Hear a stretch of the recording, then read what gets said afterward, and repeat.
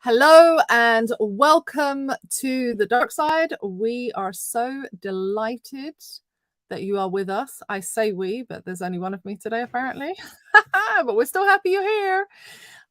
Today's episode is a difficult one. I'll be honest with you. We will be talking about really difficult subjects. If you are at risk with any of these, we've put some notes, some websites that you can check. So this is our moment to give you a disclaimer that this is a really heavy subject, and that in the show notes you will find in the show description some websites that can help if you are a person of color and experiencing any mental health issues. With that being said, today I am sure Mr. Storm is joining us at some point. But we should do our news stories, right? We should do our news stories. Okay,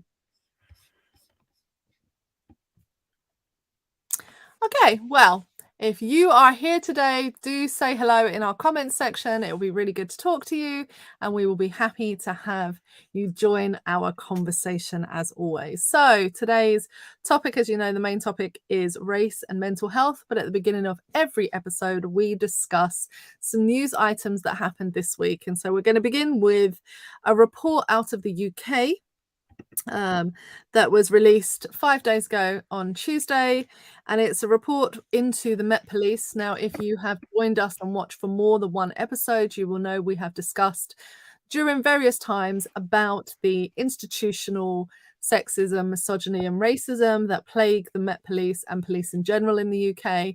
And we've talked about reports that have been written before. Well, this particular one is not on race this time, but was on misogyny.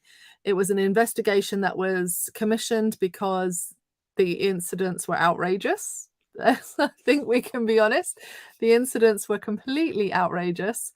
And so we are, when we look at this particular report, institutionally misogynistic was the conclusion of the report. So you can look this up on any news network out of the UK. I'm sure some have picked it up around the world. But let me just read you a few highlights so that you can see some of the things. Its highlight is that it's disgraceful, the misogyny, the discrimination and the bullying, sexual harassment that have been discovered within the ranks of the Met Police by the police watchdog. It's an independent office for police conduct, the IOPC, and they made 15 recommendations. Well, I think in the Stephen Lawrence incident with the institutional racism, there were 15 to 20 something recommendations, and we're yet to see those, but we have 15 for misogyny. And basically, one of the places that they were investigating was the Charing Cross police station. The IOPC basically said these incidents are not isolated or simply the behavior of bad apples.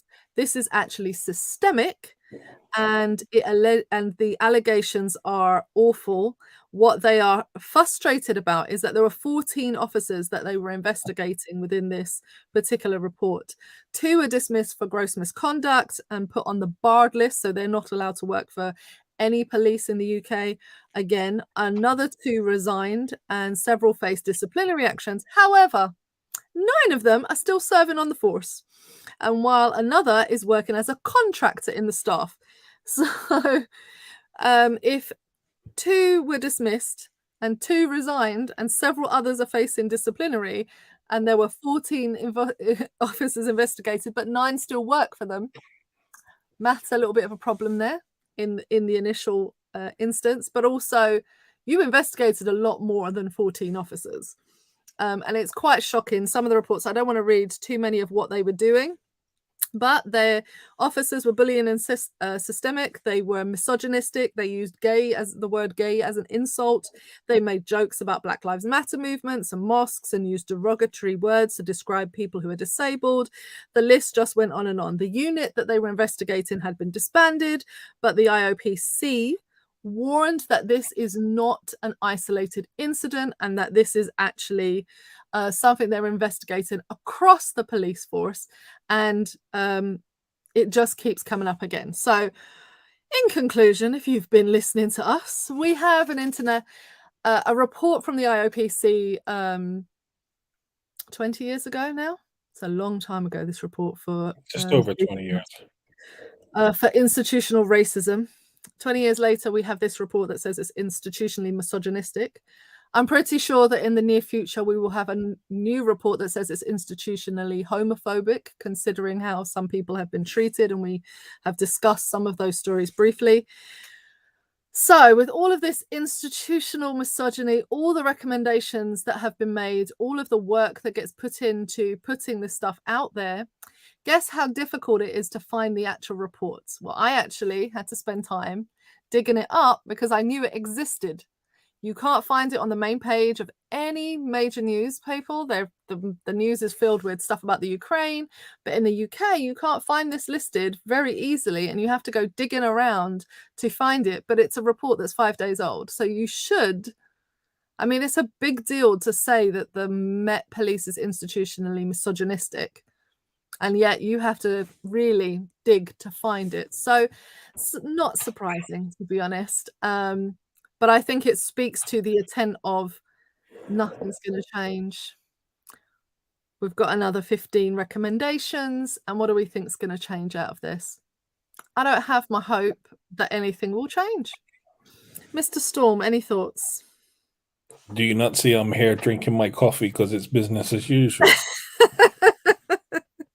Why you want to interrupt my good coffee?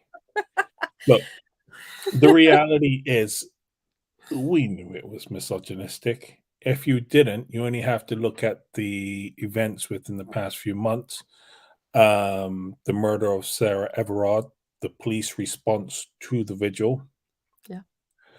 But let's forget the vigil. Let's put the vigil aside. The fact that you can have within your ranks someone that your colleagues call the rapist, and the fact that he had previously exposed himself and they didn't investigate or do anything about it despite reports into it, the police force is misogynistic. Yeah. Well, I mean, this report points out that there's more than one of them. So in different offices, they all seem to have. This is something I found interesting about the report, is basically it's saying that in every police station is one officer that's named the rapist. It's like, what? Sorry, how do I wait up? Yes. It's so systemic, like it's just normal part of business. Well, we touched on this last week when we were speaking about Dr. I've forgotten her name now. Oh, yes. Yes. And remember that I said to you, the problem is that the women within there are going to buy into that culture and support it and enable it simply to avoid being the victims of that. Dr. Constancia Duff. Yes, Dr. Constancia Duff. So, I mean, look, this is well known. If you told me the police force was, racist, misogynistic, homophobic, I'm going to believe you. Yeah, well, that's just the reality. I think the results speak for themselves, and I think we've talked about this quite a lot, and I'm sure it will come up again. But it's really I think the thing that we have to challenge now at this point is, well, you keep making recommendations for improvement. How do we actually get this improvement? They don't want it improved. Look. Change. Because if you tackled any one of these things, if you tackled racism, it would help the misogyny. If you tackled misogyny, it would help with the racism and with the homophobia. If you actually tackled any one of them, you could deal with quite a lot of the other things. They don't want it improved. No, okay, apparently not. Let me ask you a question then. Who's at the top of the Met Police? The Met is Dame, I believe it is Cressida Dick. Okay. Now, did she become a dame before or after she was in charge of the operation that led to the murder of Jean-Charles Jimenez? Oh, after, wasn't it? After? Okay. Yeah. That's enough said. So she's carrying water for people, right? There's enough said. It's enough because said. that was a whole mess, the whole Jean-Charles Jimenez one, right? Mm-hmm. So she was promoted Yeah. a number of times till she Yeah. reached the top. She was made a dame. Hmm. And remember, to become a dame, these are recommendations of politicians, right? So now, when she's refusing to investigate criminal behavior within Downing Street, I wonder when she received that damehood. Oh dear. Under Well, whose government did she receive that? Right? I And feel like this is all very when obvious. when when you are defended after the response to the Sarah Everard vigil, Mm, whenever your officers have done wrong, mm. you never carry the can. She is like Johnson. The buck never stops with her. There's always somebody else that they can throw under the bus. Oh yeah, And the absolutely. reality is that she carries water for him, and he carries water for her. Back, I'll scratch yours. And that is what happens when the police are in bed with politicians. Okay. And Well, I'm saying that metaphorically. I'm saying that metaphorically because given Johnson's track record, people might take that literally. well, I'm going to move us on to the next story because I know the topic this evening is going to take up some time, and the next story is actually linked. So we have sadly got condolences to give out to Chelsea Christ's family in the USA, former Miss USA. She's aged 30 years old. She's a lawyer, TV personality, and attorney. She was. Unfortunately, 6 days ago, she allegedly took her own life. And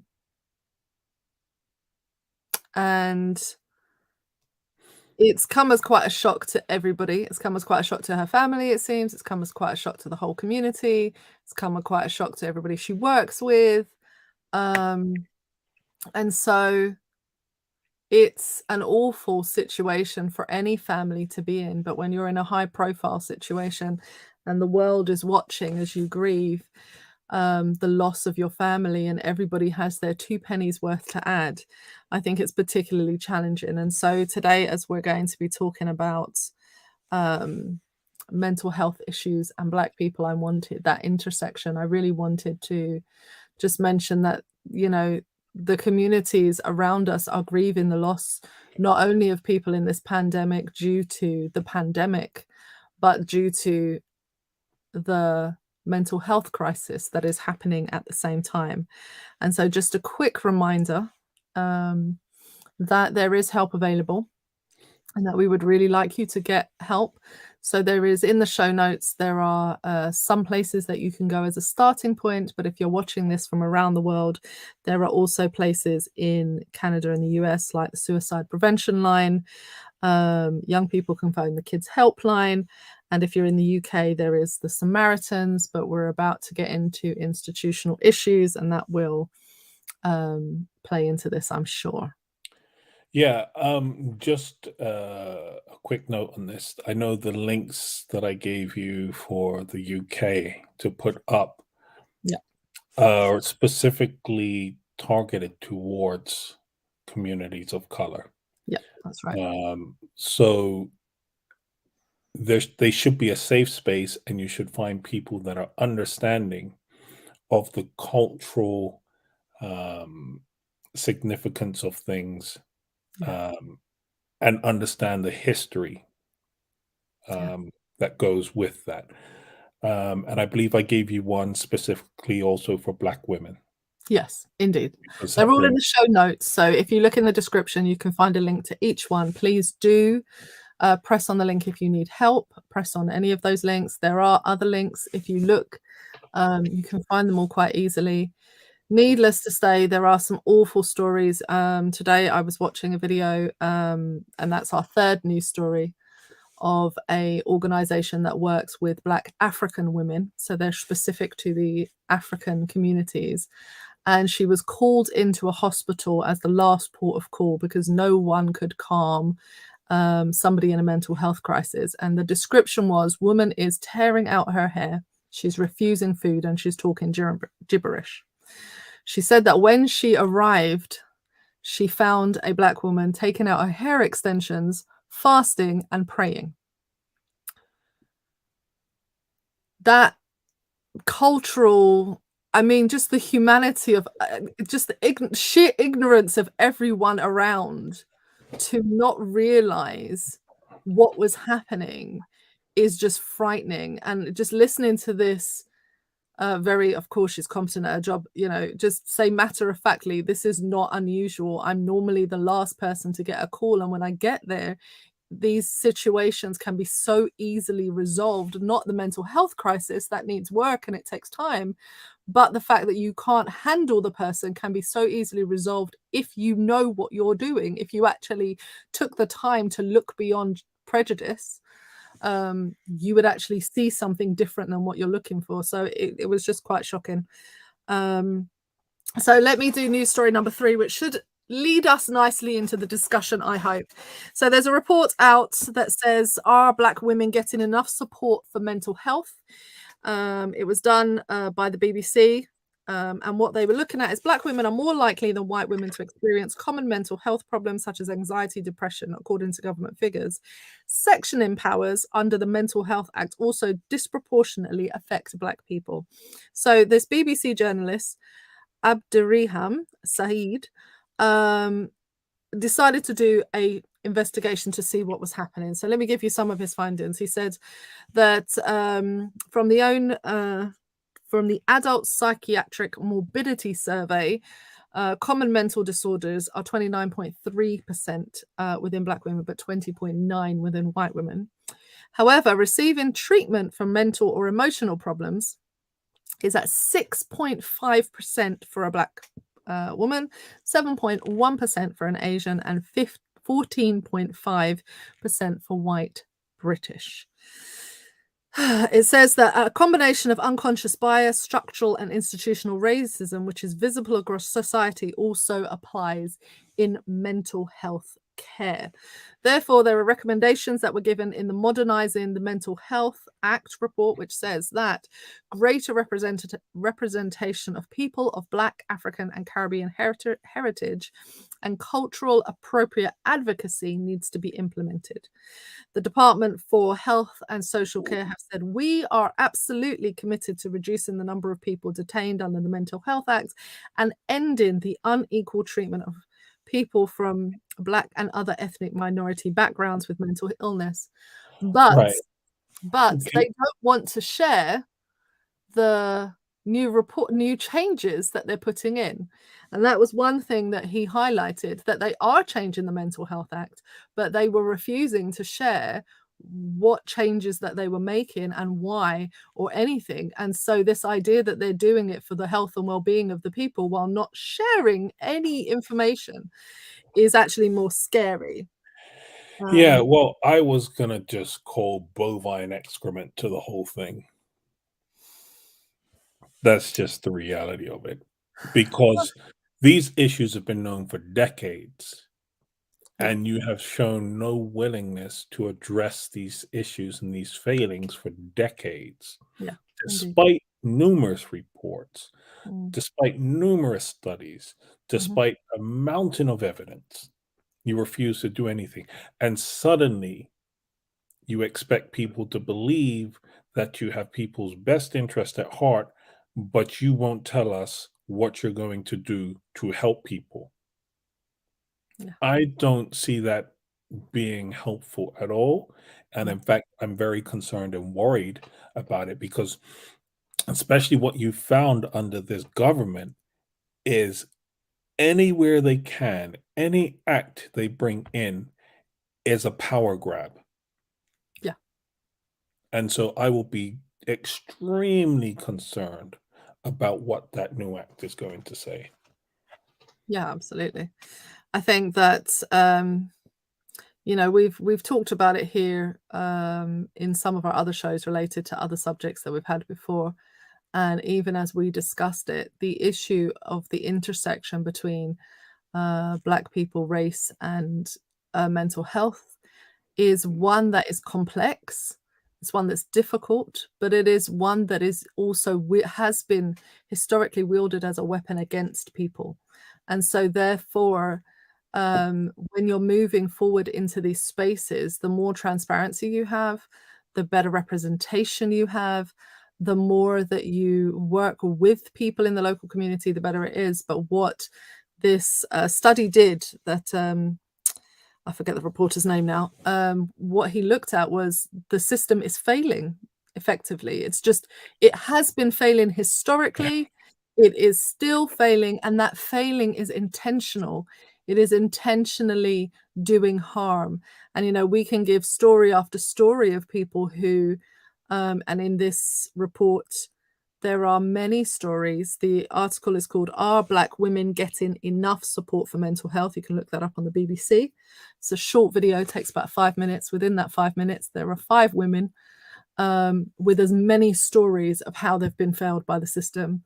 And he said he was in a group with hundreds. So it's not like he didn't have a lack of representation. He just chose to do the 5 that he had because he had a 5-minute report on the BBC. So I think it's really, I feel quite passionately that it's something that we need to talk about, but I also understand the nuance of the discussion and how difficult it is to talk about this subject, because as I say, mental health has been used, the section in powers particularly have been used as a weapon against Black people, particularly people of color across the board, but Black people particularly. And so when we talk about mental health issues, there are so many layers to this conversation. So I know you've been doing some research, so I'm going to turn it over to you for your usual introduction to the subject so we can get right in there. What introduction? Already did the subject. It's a failure. Turn off your camera. Let's go.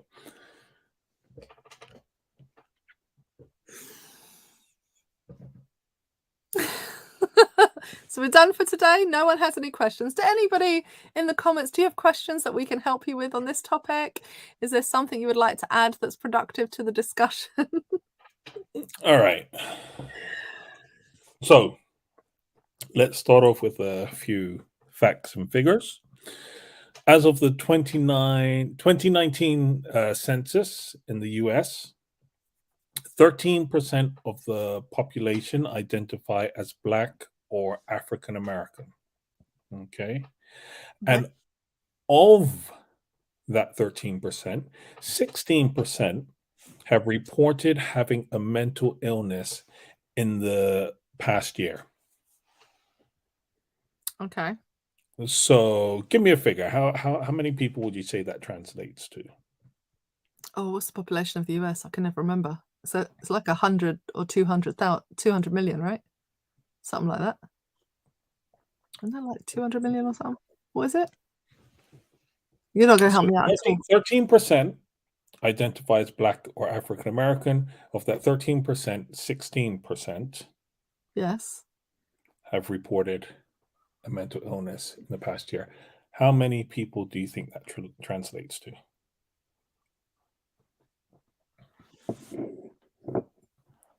That'll be like 1 million, I guess. Okay. The number is actually 4.8 million. So, to give you a bit of perspective on that, that is greater than the populations of Chicago, Houston, and Philadelphia combined. 4.8 million Black people with a mental illness have reported having mental illness in the past year. Wow, that's tough. Okay. No one's unaffected. I mean, that's just like... No. Right? And you have to bear in mind that that's actually a conservative number. Because that's the people reporting, right? That's the people that are reporting. And there are historical issues as to why Black people don't report mental health issues. So, why so many people? Well, Mental Health America have said that, or they identify historical adversities such as slavery, sharecropping, Jim Crow, segregation as being factors that lead to socioeconomic disparities today, right? They go on to say, and I'm quoting here now, socioeconomic status in turn is linked to mental health. People who are impoverished, homeless, incarcerated, or have substance abuse problems are at higher risk of poor mental health. End quote.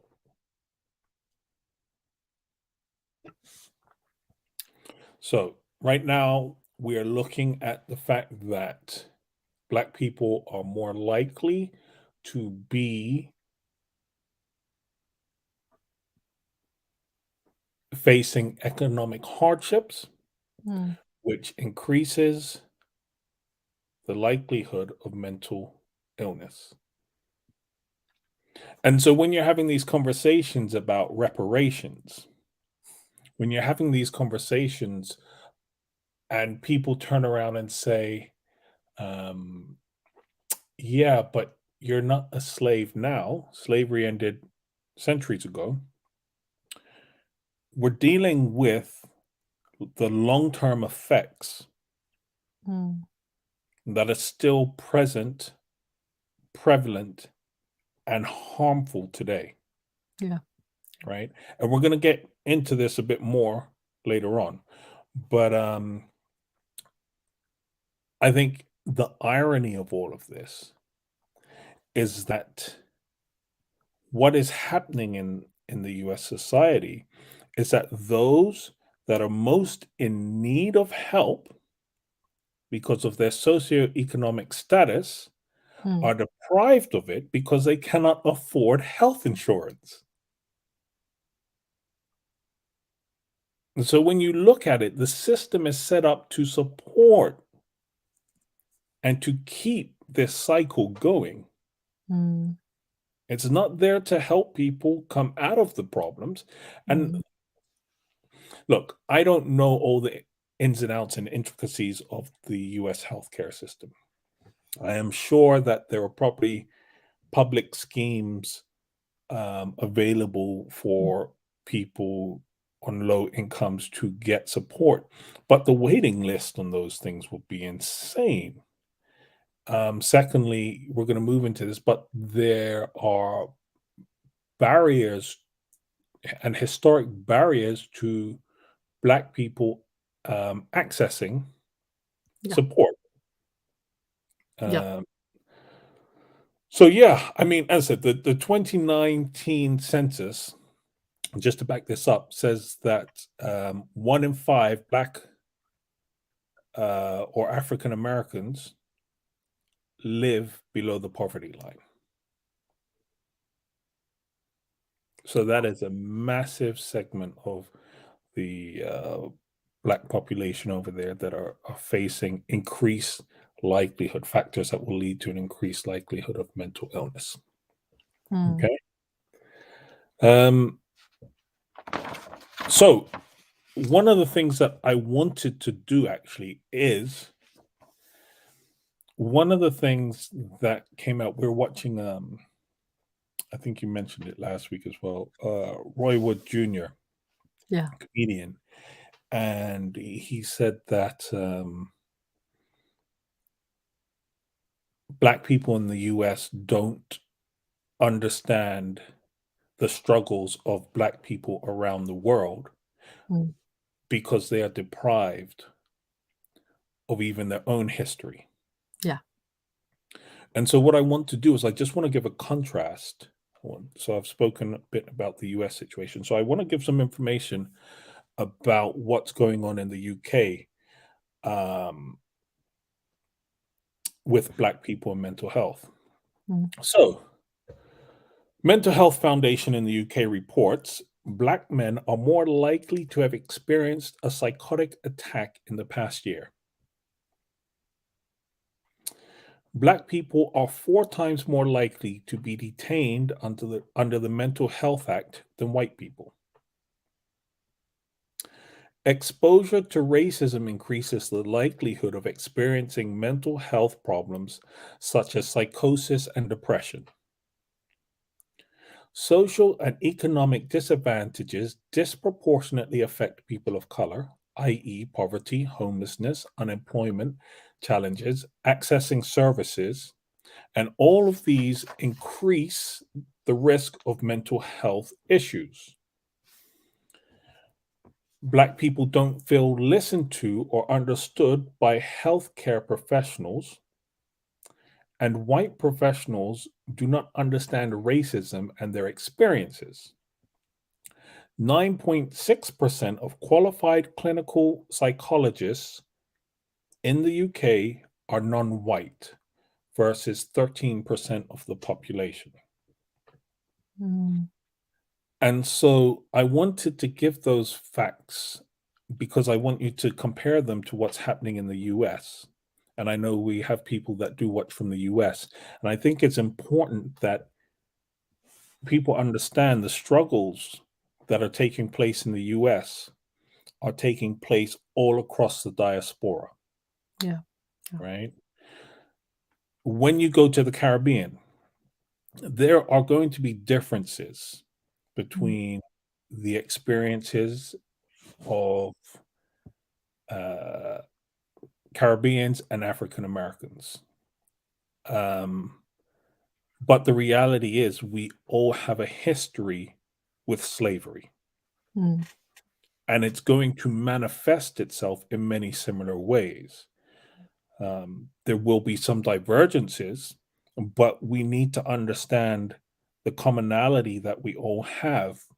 Mm. Um, because I've spoken to quite a few American people, I have friends and family there, and I often get them say it's different, or they feel as though they're alone in the struggle. And actually, those of us living in Europe have it easy, Mm. and it's just not the case. Yeah. And so Yeah. when you see these facts of what's going on with Black people in the UK, alongside what's happening to Black people in the US regarding mental health, that should Mm. be a snapshot to show just how similar the struggles are. Yeah. And there was just to further embed your point, there was a report released within the Netherlands Thursday or Friday that talked about a new underclass within the Dutch system of poverty. So they say that people of color are particularly susceptible to poverty, but now with the Syrian refugees they've taken in, that this new class of poverty is actually going to be at risk for even more problems, and Mm, they were less likely than the classes of poverty above them of color to ask for and get help. And mm, so you're looking at whole, I mean, they were investigating whole like sort of mini towns, and it was just really scary to hear what they were saying, because I thought, you know, these are people who wanted to work and have a better way of life and live free, and you know, they were running from their situation, and they're a new class of poverty. I was like, that doesn't sound good. I mean, the class of poverty you had before wasn't good, and the poverty figures are frightening, and the poverty gap within the Netherlands is widening.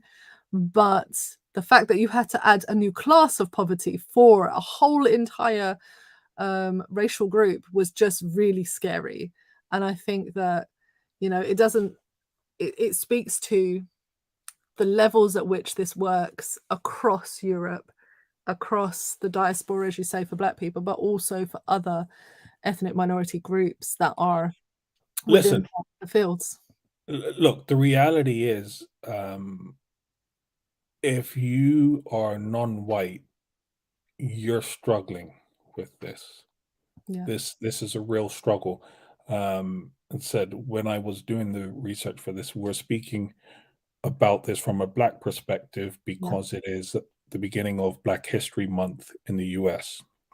But actually, when you come and you start reading into this, the disparities are all across Yeah. um, Yeah. Absolutely. communities of color. Yeah. So yes, I think it's important to acknowledge the fact that this isn't just Black people struggling with this. We do, however, struggle the most with this. We Yes. are Absolutely. Yeah. at the bottom of the ladder when it comes to this issue.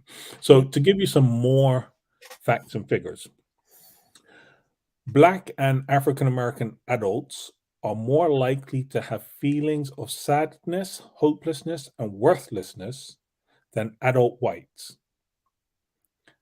However, Black and African American teenagers are more likely to attempt suicide, 9.8% versus 6.1% of white people. And these statistics come from the CDC report of 2019. It was the High School Youth Risk Behavior Survey. So, yeah, I mean, for me, when I hear that statistic, what I hear how close together those two numbers are, 9.6 and 6.6. So we're experiencing at a higher rate those feelings, but we're attempting suicide at a lower rate. And it brings into question, for me, some of the behaviors that seem dangerous or suicidal. So putting yourself in harm's way with violence, or the fact that they have this idea that anyway they're going to end up in jail and be killed or end up dead. And you hear that so frequently, and I think it's quite frightening that although the official suicide rates will be lower, the attempted no, they're suicide, higher. they're higher, sorry, but they're almost lower compared to the number of that you know what I mean? It's not as high as you're expecting, because when you say they're experiencing No, this thing, you're no, expecting, it's like but it's really scary. that still translates into a lot of people. Now, I It want does to give translate you to a lot of people, but I think I it's w just but really scary. I want to contrast that with another fact coming out of the UK, Mhm, and that is that, the mental health charity Mind, which is, like, perhaps the biggest mental health charity in the UK, reports that up until age 11, yeah. Black boys do not have poorer mental health than others in their age group. However, Black men are far more likely to be diagnosed with severe mental health issues and to be sectioned. And so the question needs to be asked, what is happening in these After the high age of school 11. years, right? Because at age 11, 12 in the UK, you're heading to high school. Yeah, well, as a former high school teacher and one who's read up on this subject a fair amount and, lived with, you know what's happening. After the age of 11, um, adult white people view Black boys as a threat. They are seen as an adult violent threat, and they go from being the cute little boy in their class to being somebody who's a violent adult at 11. And so when Actually, they it was go to 9. high school, well, it's 9, but I mean, when you go to high school then, Yes. you have the benefit of having at 9, you have the benefit of having had the same teachers Mhm. for a long period who may know you and may Yeah. try to override that. But at age 11, these people do not know you, they have no history with you, and all they see in front of them is a violent Black adult male when they're looking at a child, and their treatment is that they get excluded more from school for things that are innocuous. So we know that the exclusion rates from school are disproportionate for Black boys. Mhm. They are put into more disproportionate programs. They're stopped and searched by police more than any other category. The world is violently attacking the young Black child. Right. And so, as I said, I think that's important. Another important point to bring up, because you see, as I said, the survey that I just mentioned was done on high school age children, and Mhm, then you have the disparities kick in mhm, for mental health for high school age children in the UK. mhm. So, um, yeah.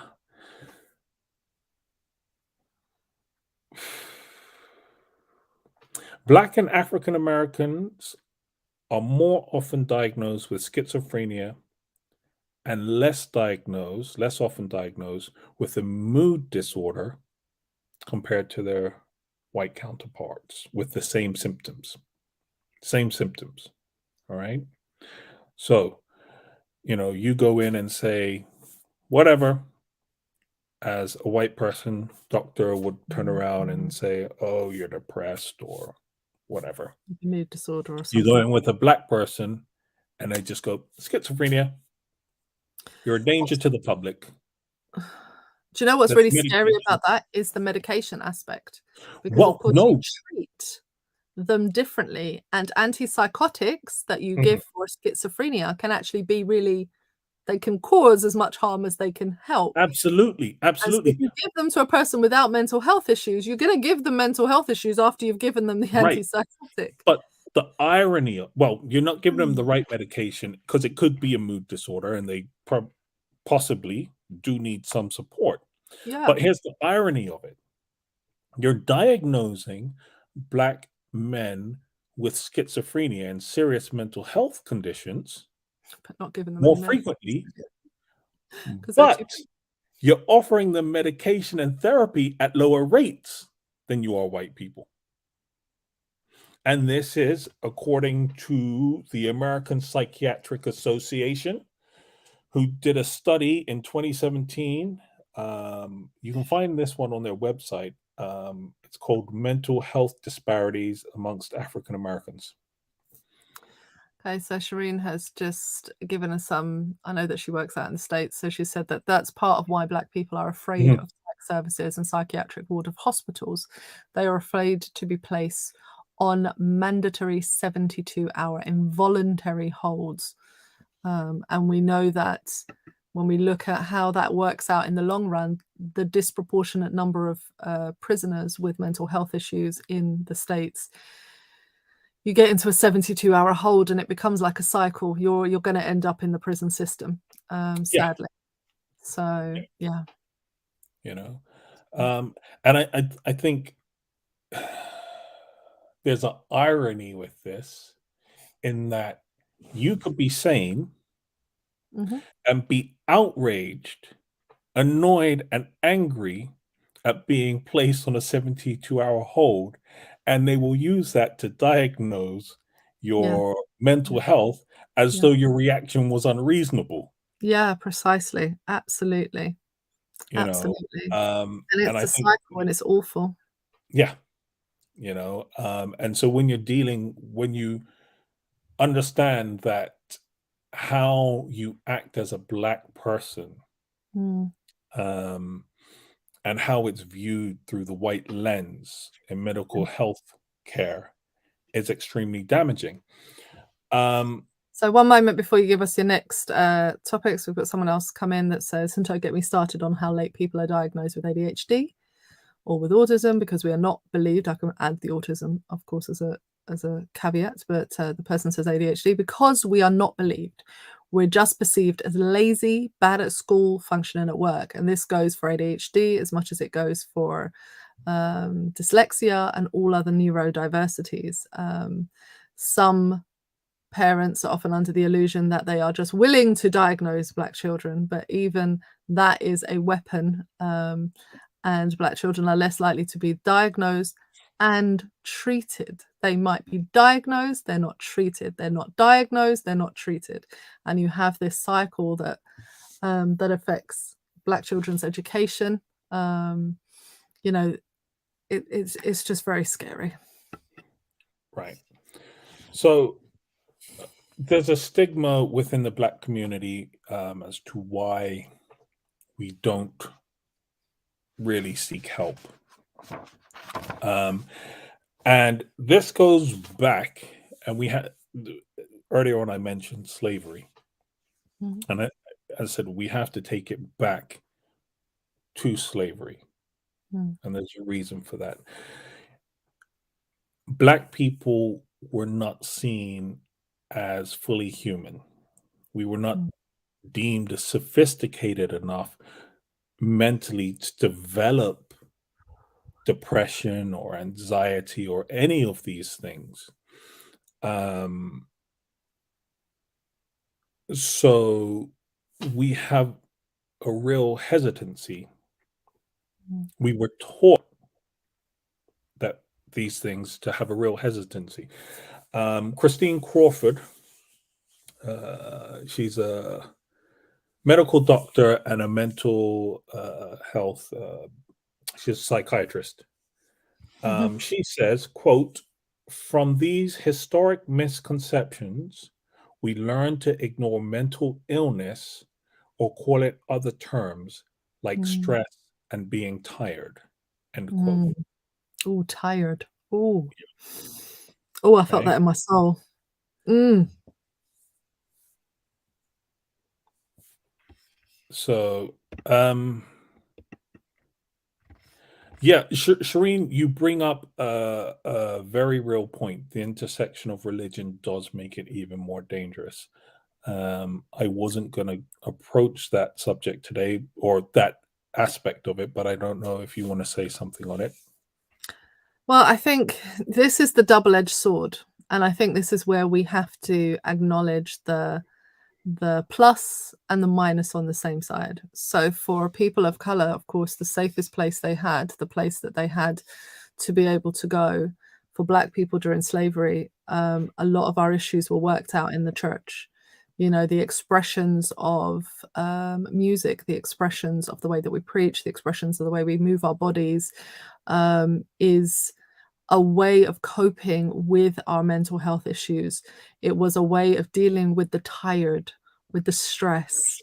A lot of the songs that we created are about being tired and stressed. These are mental health challenges, and and you know, the Black church carried and has and continues to carry as a light and a beacon, you know, ways of dealing and coping with that, not in a sophisticated way, so to speak, you know, like not like it was labeled as come here and get your mental health release, not like that. But it is certainly part of our history. The challenge that we have is the intersection of what is the theology surrounding mental health. And that's where we have the challenge.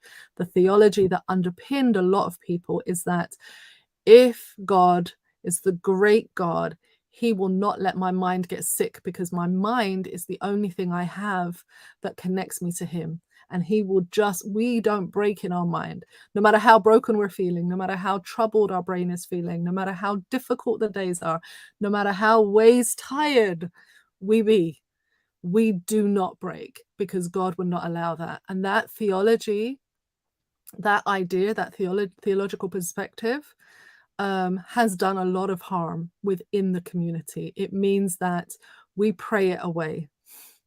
We lay hands. We rub oil. We anoint. We do all kinds of things trying to deal with a problem that really requires us to acknowledge the problem exists and that it is okay that our mind and our body can be broken, that it can be sick. We live in a fallen, broken world. And so that intersection between religion, rightly said, we weren't going to discuss it today, but it's, you know, you've raised it. So I wanted to at least give something on that subject, that intersection between religion. And we see that across cultural lines. It's across cultural lines. It's not only for Black people, but particularly within the Black community, where the church has been a sanctuary to deal with these really difficult issues, where the church has been a place where we sing the songs of our freedom, where we sing the songs of our liberation, to then admit that that liberation has come at a cost, that the chains that we wore hurt in ways that we can't describe, and that while my legs are no longer shackled, my mind is still broken from the effects of what has happened. It is a difficult road, and partly that's been the poor theological position that we've inherited from Western Christianity, which is that God won't let your mind be broken. You have to make a decision for God, so therefore you have to be in the right mind to do that. And people who aren't in their right mind are demon possessed, are in need of deliverance, need oil, need anointing, need prayer, and those things are very harmful. And so it is a topic in and of itself. and we talked about doing it as a separate topic. But yeah, I'm glad you raised it. It's a difficult one, because as much as the church has been a sanctuary, it has also done harm to us moving forward in this. And there are places in which there are pastors who are now working towards the freedom of the people, and who recognize both the benefits of what the church, particularly the Black church, has had to offer, but also recognize that we need to do better, and are employing counselors and are employing services to be a part of their congregation, so that the people that come there can not only have that spiritual help, but they can also get the emotional, psychological help that they need. Yeah. I- we have to all look. We have to be mindful that a lot of Christianity amongst Black people, as it finds itself in Western societies, takes root in what we were taught under slavery. Yeah. Now, I want to be clear. I'm not saying that Black people only learned about Christianity once they were enslaved. That's not true at all. Yeah, all this Christian What I'm parts. saying is that the form of it Mm. was taught. Yeah. So you have to remember that they were given edited Bibles, edited scriptures. They were told what these things meant, Mm-hmm. you know. And that was only at a later point. So remember, the Bibles that they had access to, they only would have had access to or have been able to read much later down the road, because you weren't allowed to educate yourself as a Black person, and you weren't allowed to educate slaves Mm-hmm. within it. Yeah. So the freedom to develop a theology or a holistic theology just didn't Us. exist. So And we're yeah, playing catch up now. We're yeah, just, and I think that's why I want to phrase it differently. The intersection of religion makes it even more dangerous. And I think you're right, but I think let's name why it makes it more dangerous. The church, the Black church, has been a refuge of working these issues out. There's a reason that while the statistic says, 30 to 40% of Black people find themselves feeling hopeless, I think it was that you said, but only mm, 9% find themselves suicidal. The church has a large part in that, because it gave a space in which you could physically, spiritually yeah, work some of these issues out. However, the teaching is where we fall down, because while you're doing the work on the one hand, you're taken away on the other hand, because the religion itself, the teaching of Western Christianity, is deeply, deeply flawed on this area. yeah. Look, to be honest, this is a larger subject for perhaps Yeah. another time. Yeah. So I forgot what I was Back to the topic talking at about. hand. Whereabouts were you in your notes? Yeah, I That's don't. the only part we've smiled during. It's such a depressing topic. It's so awful. It's like Yeah, I had to smile. It's just, whew. yeah. I actually don't remember where I was or what I was going to say. So yeah, that's taking me Okay, off. so we were But talking about the Christine Crawford is where you were at last. yes, and I don't remember where I was going from there, because there was something I wanted to say, and I don't remember, because Okay, we'll do the a next lot of the thing. stuff's in my head. I write down some notes, but a lot of stuff's in my head. Do the But next we'll thing move and we'll on. see. Yeah. We'll move on, and we're going to talk about. Oh, that's what I wanted to say about Christine Crawford, because we're talking about um, misconceptions Mm, um, that people have. And a lot of these misconceptions that people have surrounding mental health, within when it comes to Black people and mental health, it's a double-edged sword, because mental health has been weaponized against Black people. So when they want to do studies, Black people don't volunteer, and mhm. that's if they're sought after for volunteers, because a lot of the time they're not even included. Well, now, And this is a problem that goes through all yeah. aspects of medical health, the fact that Black people are just ignored and forgotten. So Mm, when you're doing these studies to see how people react with medications, or when you're trying to mm, see how things manifest themselves, mm, because there will be cultural differences in how things manifest, et cetera, et cetera, et cetera, or yeah. greater understanding of things. Mm, Um, Black people aren't represented in the studies. yeah. And so that becomes problematic because when you're writing diagnostic manuals and all of this, the Black experience is left out. Well, now, we know Okay. that diagnostic models are always leaning towards white men at the best of times. Mhm. They don't even have pictures in medical journals of brown people, and I think some of you here have seen the pictures and have shared the pictures of the pregnant brown woman with a brown baby in her belly, a medical picture, and it was like it was just such a breath, like it took your breath away because like the first time I'd ever seen a medical picture with all the right Mhm. anatomical bits, and the person depicted was brown, and there was a brown baby. I was like, wow, could you imagine how life changing that was to see that? Let alone they're going to put us in the diagnostics or anything to do with that in the diagnostics Yeah. for the DSM-5s. Yeah. So there's that to bear in mind.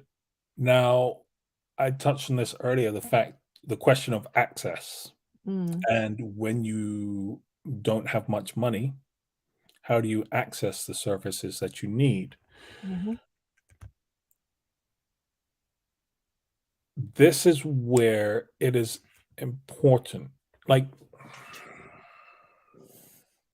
I know people look, this is to go off on a slight tangent, political tangent, oh, here we and go. that is people say all politicians are the same. Okay. Look, here's the reality. All politicians probably are the same, or most of them are the same. They're in it for themselves, they're in it to make money, et cetera, et cetera, et cetera. I'm not going to argue that fact with you. I'm going to take that on face value.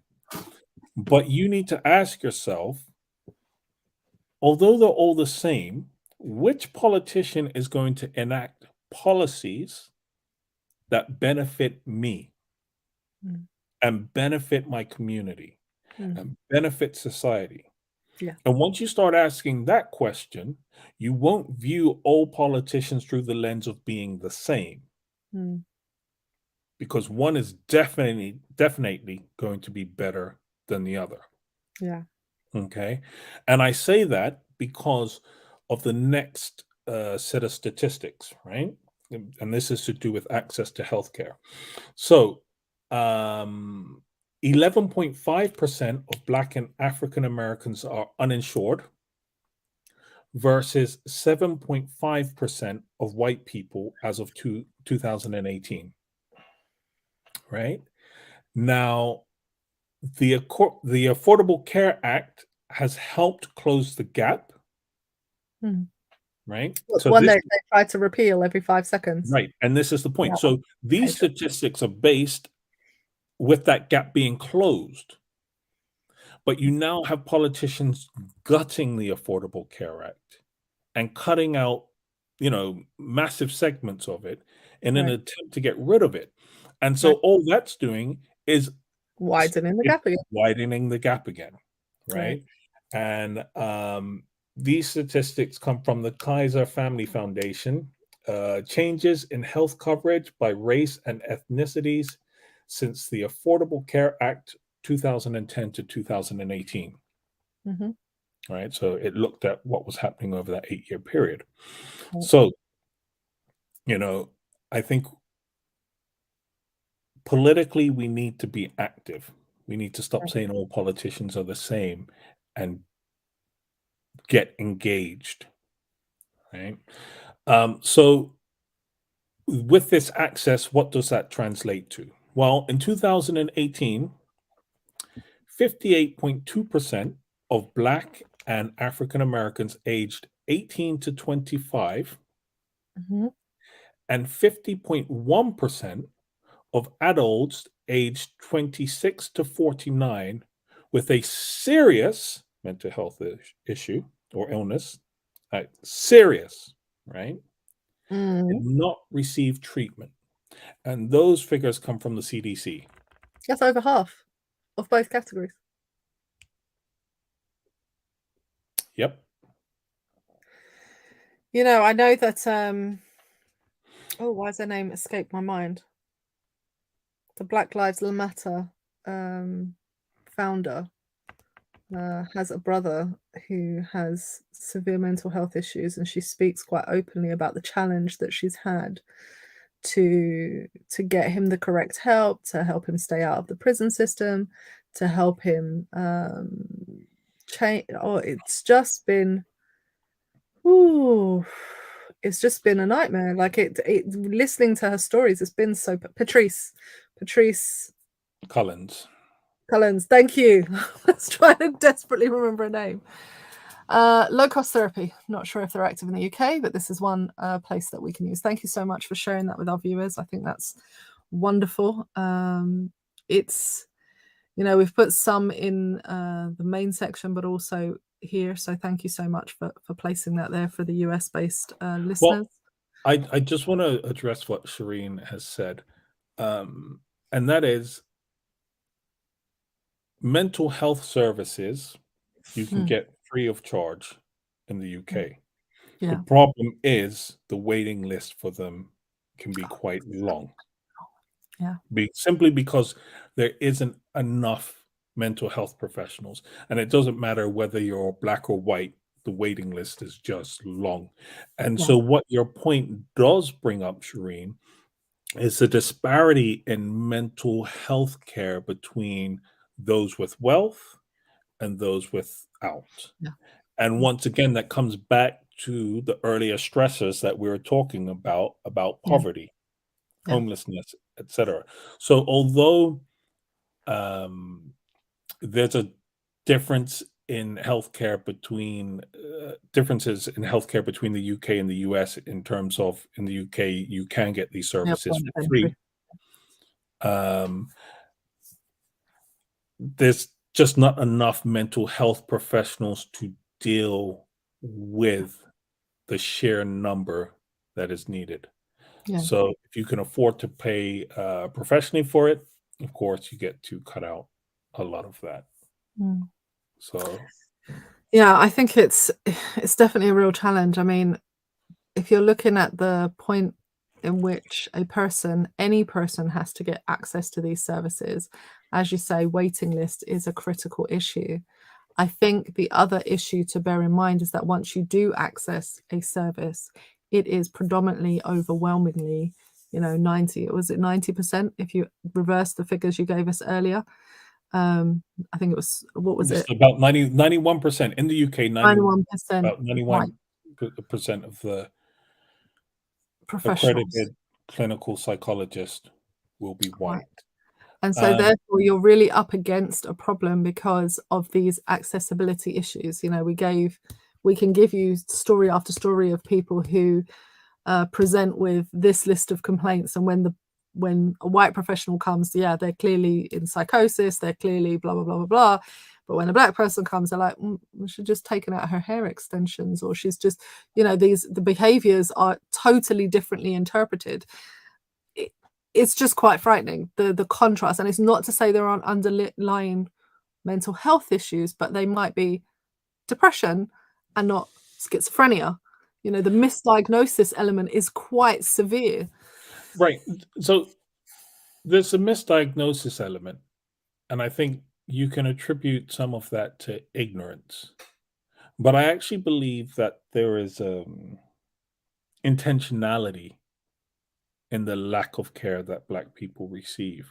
Yeah, And I say that because you see, we're talking about mental health, but if you just extrapolate the principles from physical health, where Black women are so much more likely to die in childbirth, Black people are less likely to receive pain medication.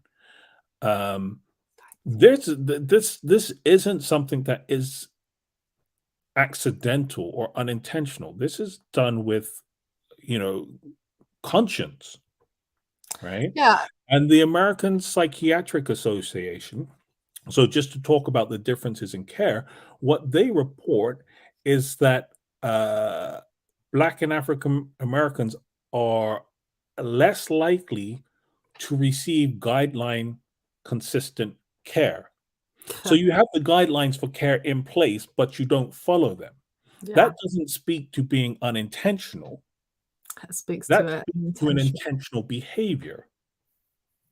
I know that you wanted to. I'm mindful of the time, so I know you wanted to touch on Joy DeGru's work, but I think now's a really nice time to pick a story that she tells of a Black man in crisis going into a center to get at, one of these centers that Shireen talks about where you've got the low cost therapy, and he has to go into Mm, the center to get his medication, and his usual caseworker is not there, and he's confronted with a white woman, and he has to do everything to minimize himself as a Black man mm, to try and get this medication. And even through doing all of that, she kicked him out, didn't she? She said she wouldn't issue him the medication. He was mm. appearing threatening. She called in a Yeah, supervisor, and this man is trying to regulate himself to within an inch of his life while trying not to intimidate this woman so he can get a prescription to leave. He don't want to be there. yeah, He don't want to and deal with and you. these He doesn't these want are to be. all the problems with getting access to services. Yes, and I wanted to, bring up some of Joy DeGru's work, and to be honest, this is perhaps something that, once again, perhaps needs a episode in and of itself, right? For anyone who is listening who has not read her book, Post-Traumatic Slave Syndrome, I Mm, recommend you get it. I absolutely cannot speak highly enough of this piece of work which Dr. DeGru has done, right? So, with that in mind, um, just going to knock on this quickly because I do see the time. Um, and I'm sure people don't want to spend their Sundays listening to me go on and on. But in something else her for me. in her book, Post Traumatic Slave Syndrome, Dr. DeGru identifies some conditions that give rise to emotional or physical trauma that justify a diagnosis of post traumatic stress disorder. Okay. So Dr. DeGru's work deals with this, looking at historical trauma caused by slavery and how it manifests itself within the Black community. Yeah. Um, but if you were to just take a general diagnosis, it would be for post traumatic stress disorder. Mm. So, some of these conditions: a serious threat or harm to one's life or well being can give rise to cause for diagnosis of PTSD. Threat or harm to one's family or children, seeing another person killed, or a stressor that is experienced with intense fear or terror. Okay, now these are just of um, The some of diagnostic. the conditions. So let's take the first one: a serious threat or harm to one's life or well-being. Do Every Black Black person in life. communities experience this? Yes. Okay. Threat or harm to one's family or children. Yes. Okay. And I think it's important to understand that what Dr. DeGru says, and in fact, it's not even what Dr. DeGru says, this is what the diagnostic manuals for it say. Okay. Okay. That it doesn't even necessarily have to be real for you to be diagnosed with PTSD. You can just perceive it, Perceived. right? But the threat is real So, for Black people. So right. you For can now, perceive it and for be now, for this PTSD. one, let me give you a real world example. How many Black parents have had the talk with their child, PTSD. right?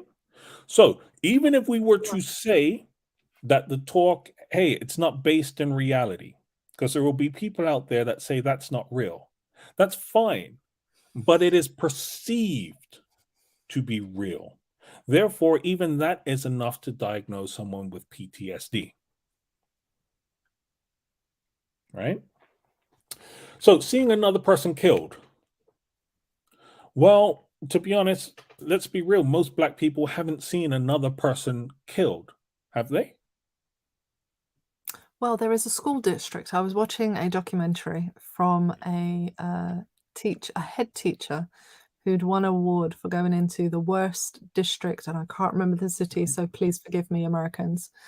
And she said she was happy to take the job and was really excited on her first day. The level of violence that she experienced going into the school was shocking, and she couldn't understand why. And eventually, after some time, as she's trying to get this all under control, and she's working really hard to try and get these children to be children again, one of the girls, who was one of the most serious cases, said to her, "What do you expect? All we see is death. Everyone has found someone dead. Everyone has found a family member, seen a best friend, knows somebody who's dead. There is violence all around us. What do you expect? We're not going to have any hope."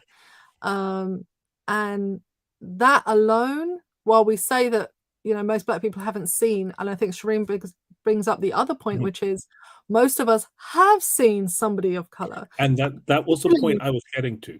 What Shireen has said is the fact that actually we have seen it.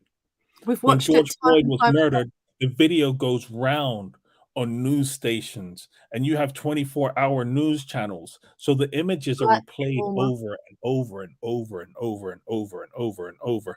And you see someone that looks like you or you can identify with being killed time and time and time and time again. And let's do the correlation, because Dr. DeGruy talks about this correlation that after 9/11, the amount of Americans who were diagnosed with PTSD who were not in New York. These were Yes, people across countrywide, the country, nationwide. nationwide, who were not in that space, were not affected in any literal physical way. They weren't, traumatized by seeing it literally happen in their city. But they were diagnosed with PTSD and were afforded the diagnosis, number one, and were then given appropriate treatments as a result of that, of course, being white Americans. The reality is, after George Floyd, were Black people able to access the same level of treatment? And this has been a big conversation, particularly within religion, actually, where Dr. Esau Macaulay and others have been hosting discussions and trying to get this put onto the forefront, where we are actually talking about the PTSD, the national diaspora PTSD that we're suffering with. Because every time there is a Black person that's murdered and it's caught on camera and that goes viral, there will be someone who has PTSD from that. There will be Yep. someone who cannot sleep. There will be someone who's suffering trauma from those videos. And I think that is it's undiagnosed. It's painful. The effects on their family that the community then have to cope with this person who's in trauma, or these people, because it happens to multiple people and nobody is talking about it and no one is doing anything about it. Yep. So, as I said, those are just some real world examples of events or conditions that can lead to a diagnosis. So, what are some of the symptoms of Oh, sorry, I PTSD? said to Dr. Issa Macaulay. I meant Dr. Jamar Tisby. My apologies. It's Okay. Dr. Jamar Tisby. Okay. So, some of the symptoms are marked diminished interest or participation in significant activities. So, what is your understanding of that? What not wanting to go out the house? You mean that? Well, it's For no, not it's wanting not to be around necessarily people. just not wanting to leave the house, but it's actually how do you engage in the essential activities that are required Yeah. of you? How do you even get to Family work? How events, do you how does your family celebrate them? function? Yeah, How do you absolutely. participate within that?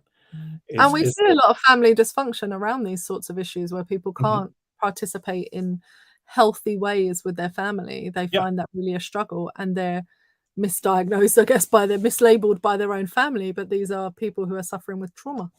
right. Feelings of estrangement or detachment from others.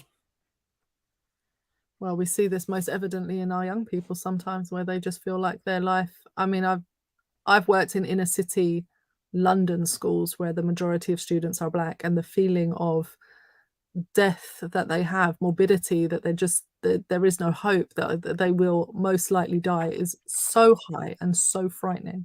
Right. So that's actually a symptom, another symptom Yeah, yeah, um, that she speaks of.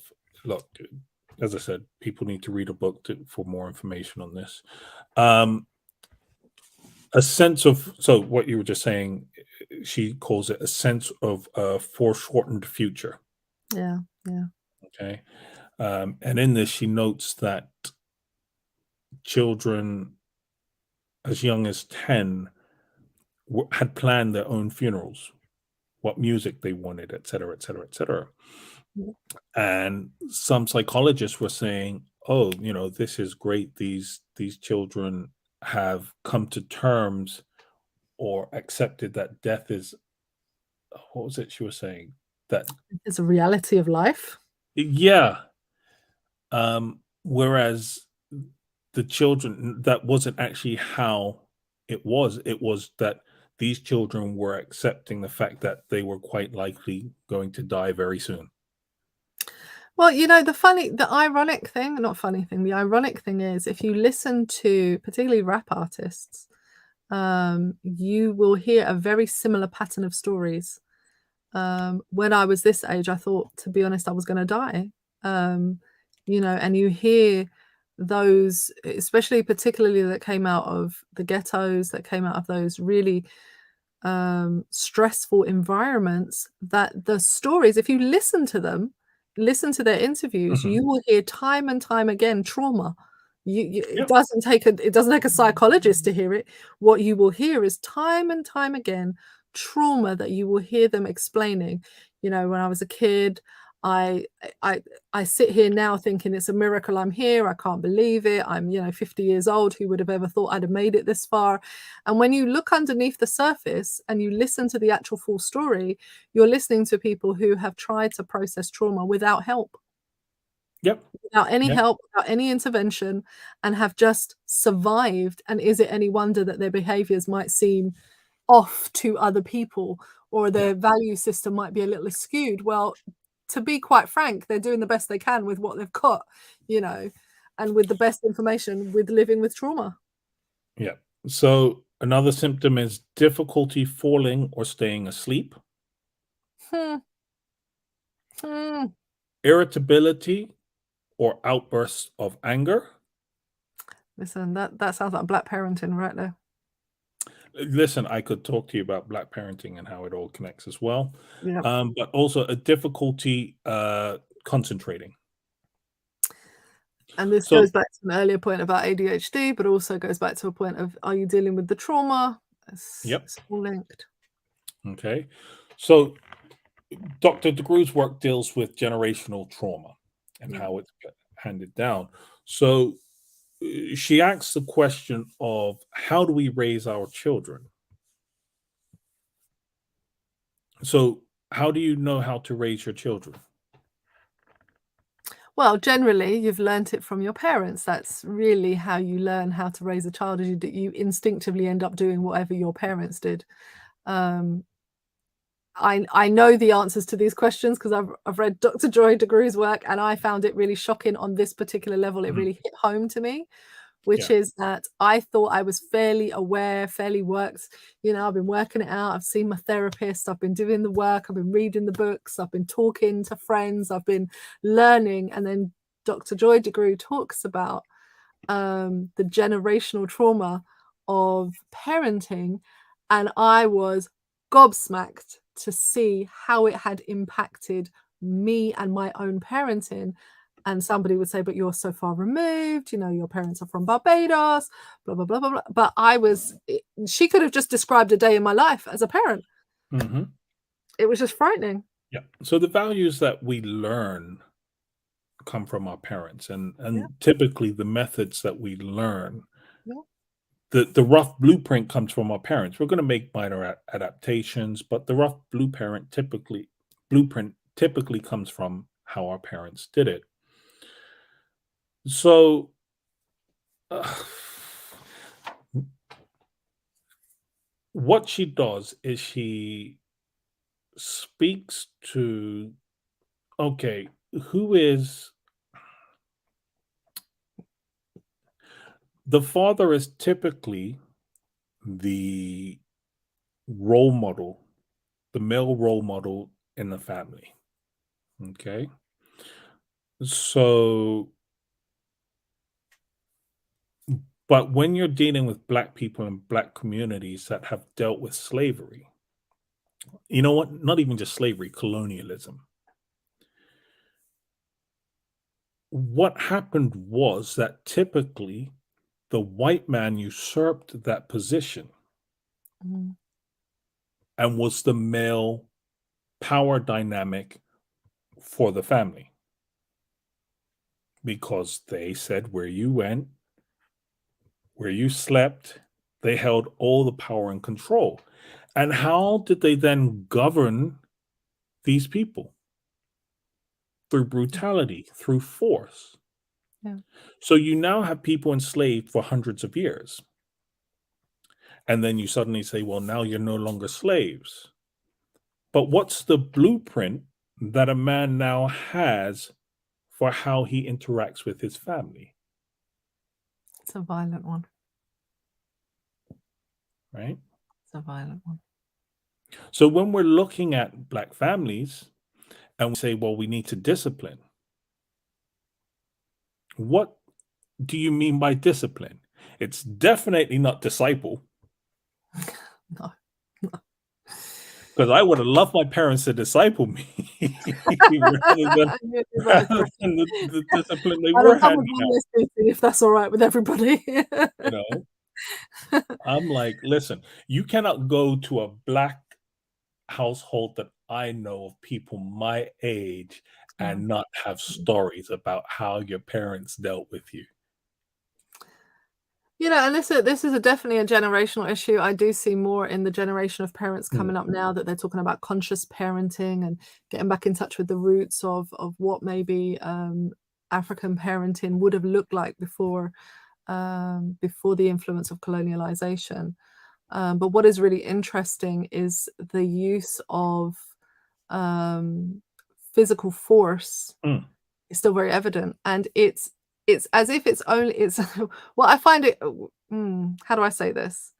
So one of the challenges that we have that I was listening to recently, and I'm going to just use this illustration to illustrate a point. Okay, so we watched a documentary on the Caribbean, and one of the episodes was in Barbados, and they were talking about the LGBTQIA community and the laws that existed within Barbados. And the interviewee said, you know, what people don't talk about is the fact that we got these laws not through our own choice, but through imposition of colonial power. And when the imposition of colonial power left, we were left with the laws that they had created. We were left with the systems that they had put in place. And so then the colonial power goes off and decides to become enlightened and change their mind and looks back and says, oh, look how brutal you people are. How awful that you have these laws. Well, who gave us the laws again? Sorry, where does this originate? It doesn't originate with us. It originates with you. And so when we see this, I say that to say, when we look at this very real example of corporal punishment within the Black community, you can see the direct correlations from where mm. we've gotten it from. And then that community who gave it to us, half of them, some of them have decided that that doesn't exist. Because if you're honest, it's not all of them. The white community is still beating their children. There's still cases of abuse. There are still awful things that happen there. They still haven't got conscious parenting under control. They still get out whatever instruments is culturally appropriate to them and do that. But when they look at our community, they say, look at those savage people, because we were brown. and we are brown. And that is the reason that we could be these horrible, savage people. When we got the blueprint from you, this is a leftover from your behavior, not ours. So, Santi's saying, I see more and more accounts on Instagram and TikTok of Black parenting, unlearning generations of trauma and raising their children through gentle parenting and the lessons they learned in therapy. The parents that she saw are mostly millennial parents. Yeah, as I mentioned earlier, this kind of conscious parenting, millennial parenting, one of the things that I think is a backlash from that is this idea that their parents were evil and they didn't do better, and why couldn't they have sorted themselves out? But, you know, I feel like every generation has been improving, and it's not to say there aren't some parents that were out and out just wicked and really just were abusive.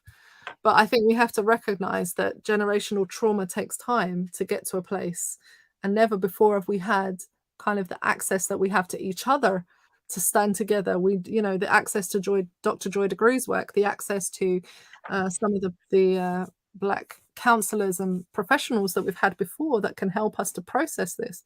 You know, my parents didn't know about post-traumatic slave syndrome. They didn't even know post-traumatic stress syndrome, let alone post-traumatic slave syndrome was not something. And I grew up in a household where my mum was trying everything to educate herself about issues surrounding Blackness. But she had her generational trauma to deal with. And so I can look back at her with my high and mighty position and be like, she failed. Or I can say she did the best with what she's got. And while I don't agree with her, and that's why I'm making different choices, we now are making a different choice as parents ourselves. And I think that that's something that I love about the whole conscious parenting movement that you hear coming through, is this idea that we actually acknowledge there's generational trauma and that we can deal with that in a different way, and we can move forward in a different way, which hopefully puts our children in a better position. Anyway, that was an aside. I don't think we're supposed to be on generational trauma. No, that's fine. So we're gonna have to wrap up at some point. yeah, we'll bring it to a close. There's a lot more stuff, but we'll bring it to a close. So I just want to ask, how does post-traumatic slave syndrome fit in with Black people and mental health today? Yeah. Right. So ask yourself these questions. Okay. Right? Shall I type these up while you're doing them? You can if you want. Go on, let's see. When were slaves allowed a day off? When were they able to relax? When were they able to be easy on themselves or forgiving of themselves? When were they able to think positively about themselves and have it affirmed?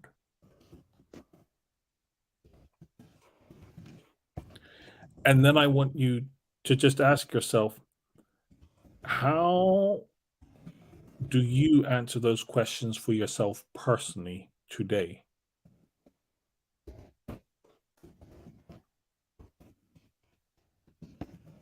Right?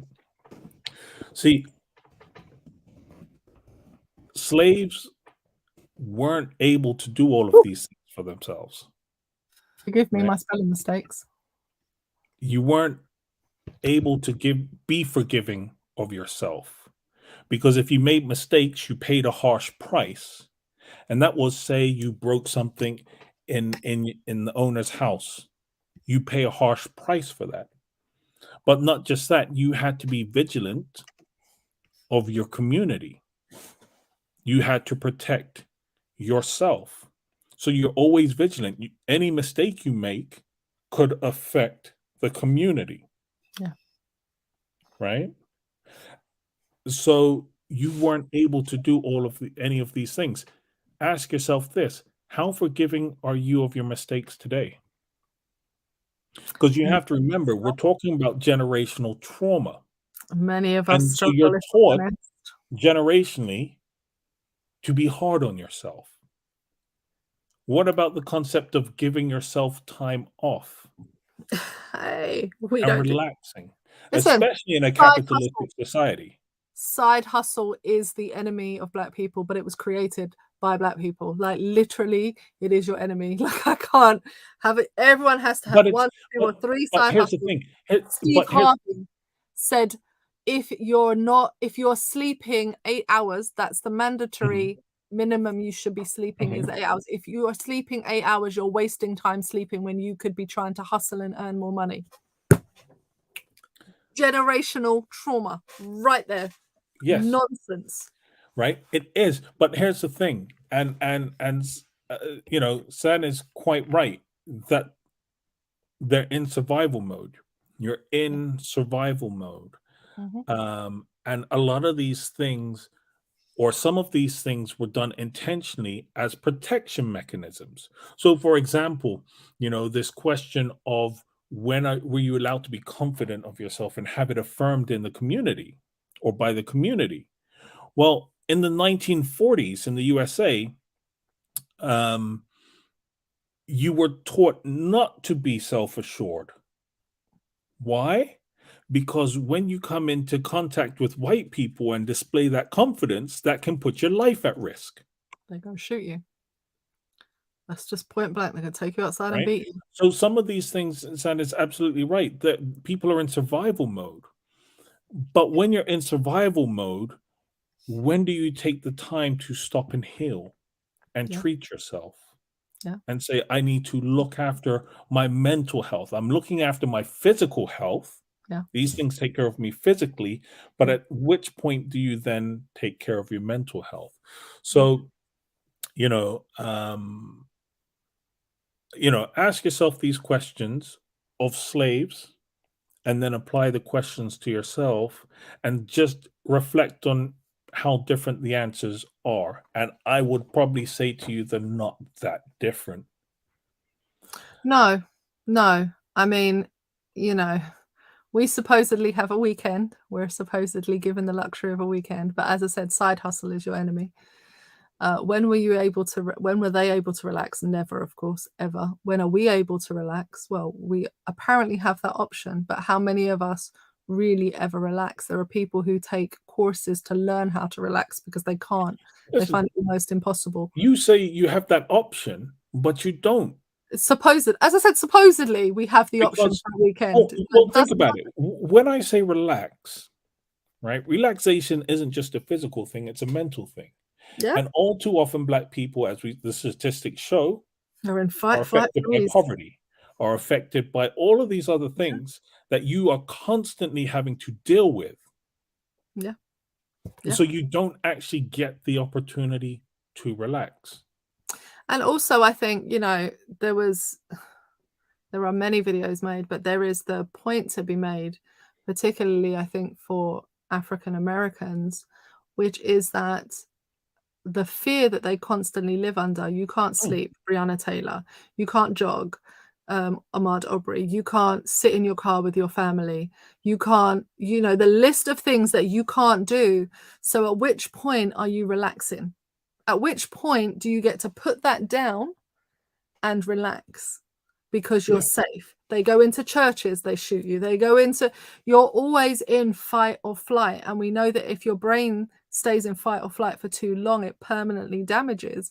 But as a person, as a Black person in America, I mean, I am shocked at how many of you do as well as you do, because I'm just like, if you live within a system in which you are literally afraid all the time that you could be killed at any point for any reason, I mean, how Look, do you even relax? I mean, you look, can't relax. It's impossible to answer that question. You just can't. How do you yeah. think positively of yourself?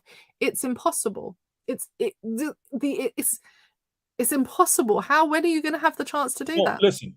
listen. I haven't even gotten into the issues of that black people still see themselves as inferior to white people, and I Oh, know yeah. that's going to anger a lot of people. We But got it, hold of the table. We had but a call with look Elaine look for at today. look at it. Look at it from this simple perspective. Okay, when we talk about mental health issues, and we say, "Oh, or if a black person comes and says, I have burnout, the response might be, what are you talking about? That's a white people thing. Black people don't get that, Well, and why don't we get it? right? Well, why don't we get it? Well, we go back, and as I said, you go back We to slavery. definitely get it. Black people aren't seen as being sophisticated enough to develop mental health issues. So essentially, what you've done without recognizing it is that you have declared the pinnacle of humanity to be white people, and that is something you are not, because I can't get that, Only right? there are. So whether you recognize it or not, you Oh still don't gosh. see yourself as being equal. You still don't see yourself as being able to say, look, this is too much for me, just as a white person can, you know? Feel like And you're look, calling me out in listen, public. there are historical reasons for all of these things. There are historical reasons, and I'm I understand why people take the approach that they do when you understand the historical reasons for it. I'm just simply advocating that we are at a point now where we need to start taking a look and stepping back and recognizing the harm that these Mm, notions are doing to our communities yeah, and to us as individuals. yeah. You ask how, you say you're amazed at how well black people in the US are doing. It's quite I shocking. question, are they actually doing that well? Because we speak about the threat that Well, they are under. I mean, relatively, it was relative, you know, Okay, my point is that relative when you statement. look at the health outcomes No, for I mean, stress-related diseases, hypertension, blood, oh yeah, they're all of not. these things, I heart mean, attacks, they're disproportionately affected, and yeah, that's because absolutely. your cortisol levels are running so high all Hmm. the time. Yeah, Why? absolutely, 'Cause absolutely. when do you get the opportunity to relax Yeah, and have absolutely. those cortisol levels come back down to normal? You don't, you know? And there Mhm. are other things, there are other ways in which and other examples in which you see, you know, black people have not or have internalized and don't recognize that they don't see themselves Mm, as being equal to white people. mm, And so this is a problem for us as a community that we need to address ourselves, mhm. you know, Yeah, and take on and be honest about and how these things manifest themselves, because a lot of the time we don't recognize them because we're brought up in these things, in these systems, yeah. and we need to be objective and take a step back from things and say, look, what's going on. So In with that, conclusion, yes, in in conclusion, conclusion. because going way over time here, Mhm, um, I've given some of the conditions that give rise to or can lead to a diagnosis of PTSD, mhm, right? I've given some of the symptoms that mhm, can identify as PTSD. I've asked mhm, people to reflect on some of these questions and say, mhm, look, could this be applicable to my life? mhm, So then let me just finish with one last question. In light of the past couple of years where we have had coronavirus, where we have dealt with the repeated images of the murder of George Floyd, where we have dealt with just after that the murder of Breonna Taylor and having no justice for her. We then had to deal with the Ahmaud Arbery case of him mhm, being murdered. And mhm, although his murderers have been convicted, the dehumanizing portrayal of him during that trial, mm, mm, it's been a lot, not just for those within the US, but it's been a lot for those around the world, particularly within the diaspora. mhm, How has it impacted you, mm, considering that we've identified some of the conditions, some of the symptoms, some of the reflective questions. How has Mm, it impacted you? mm, And if you answer those questions and you're left saying, well, actually, I identify with a fair few things going on here, it might be worthwhile you seeking help in some of the links that have been posted. yeah. So there are links within the show notes or within the description for UK-based services. And if you look up Shireen's comment, she very kindly posted some within the US, Canada-based systems that you can access. And so with all that being said, we of course wish you well-being, good health, and a good mental health season, knowing that we are under an amount of pressure from this pandemic, from the institutional racism we see across the world, and generational trauma that Black people have endured. This was a heavy one, and it's not finished. I find that really the most difficult part of this is that we have so many more facets to discuss as it pertains to parenting, as it pertains to religion, as it pertains to just to being gender-based. If we looked like, you know, Black people as a whole, Mhm, but we could look at specifically women and specifically men. And I mhm. think it's just such a massive topic. And I know that we're going to come back to it. And I know you had some ideas of people we can invite on to actually discuss with us also to help us on the topic. But I have to be honest with you, this was really tough. Wishing everybody the best mental health that they can possibly have in the light of all that we've discussed. That's all I can say as my closing today. Anything for you before I put on our last little outro and leave for today? Um, I have many things to say, but they'll probably end up with you in trouble. How does this always end up with me in trouble? What is that about, eh? Because you're employed by the church. Oh Lord. Right. Well, we're not doing religion and mental health today, so we could just leave all of those aside for next time. You can get me in trouble on another week, all right? All For right. now, just say bye. Please I'm going to share. hold you to that. Just do the thing. Do the wind up thing that you're supposed to do. You know, bye, share, Deuces. like, peace. Good, excellent. See y'all, people.